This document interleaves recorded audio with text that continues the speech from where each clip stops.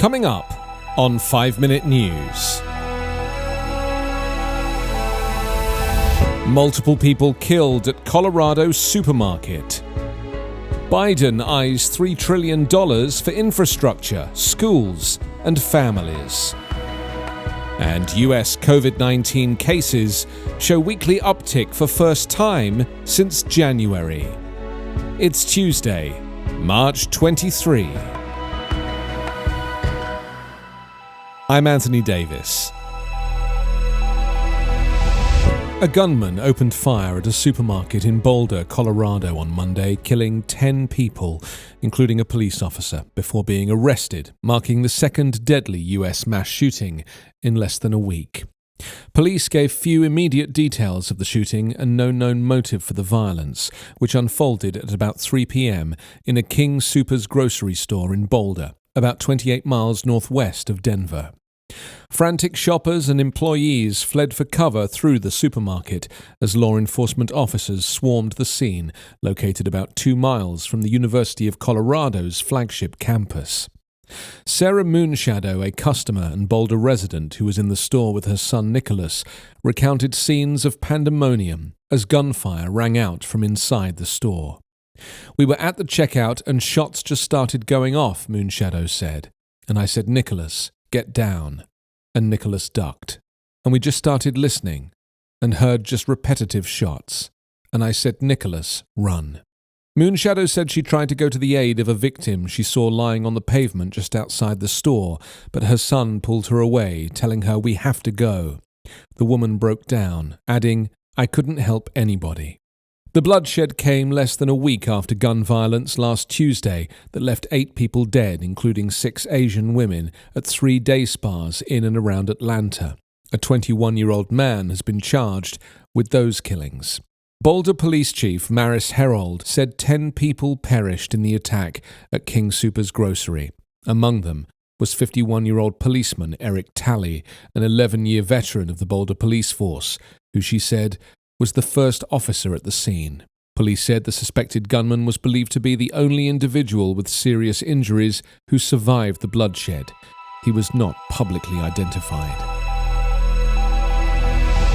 Fresh off passage of the COVID-19 relief bill, President Joe Biden is assembling the next big White House priority, a sweeping $3 trillion package of investments on infrastructure and domestic needs. Biden huddled privately late on Monday with Senate Democrats as Congress has already begun laying the groundwork with legislation for developing roads, hospitals, and green energy systems as part of Biden's Build Back Better campaign promise. Much like the $1.9 trillion virus rescue plan signed into law earlier this month, the new package would also include family-friendly policies, this time focusing on education and paid family leave. The White House plans are still preliminary, with a combined $3 trillion in spending proposed to boost the economy and improve quality of life. While the goal is a bipartisan package, Democrats in Congress have signaled a willingness to go it alone if they are blocked by Republicans. Biden's outreach to Senate Democrats comes as the White House is under fire for its handling of the US-Mexico border. Migrant crossings are skyrocketing, with images of cramped holding facilities posing a humanitarian and political dilemma for the administration and its allies in Congress. The focus on infrastructure shifts attention back toward priorities that are potentially more popular with Americans and potentially bipartisan. An infrastructure package would include roughly $1 trillion for roads, bridges, rail lines, electrical vehicle charging stations, and the cellular network, among other items. The goal will be to facilitate the shift to cleaner energy while improving economic competitiveness. New cases of COVID-19 in the United States rose 5% to more than 394,000 last week, the first increase after declining for 9 straight weeks. 30 out of 50 states reported new infections in the week ended March 21, compared with the previous 7 days, up from 19 states in the prior week. Nationally, the weekly number of new cases has been on a downward trend since January, though health authorities have warned that infections could surge again if Americans relax social distancing restrictions too quickly. More infectious variants have also spread across the country. I am worried that if we don't take the right actions now, we will have another avoidable surge just as we're seeing in Europe right now and just as we are so aggressively scaling up vaccinations, said Dr. Rochelle Walensky, director of the CDC. The Northeast logged some of the highest rates of infection per capita, led by New Jersey, New York and Rhode Island.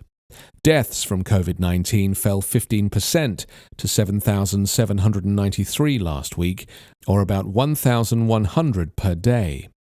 Health officials hope the country's vaccination effort can prevent a rise in deaths, even if cases surge again. You can subscribe to 5 Minute News on YouTube with your preferred podcast app. Ask your smart speaker or enable 5 Minute News as your Amazon Alexa flash briefing skill. Subscribe, rate and review online at 5minute.news. 5 Minute News is an Evergreen Podcast covering politics, inequality, health and climate, delivering independent, unbiased and essential world news daily.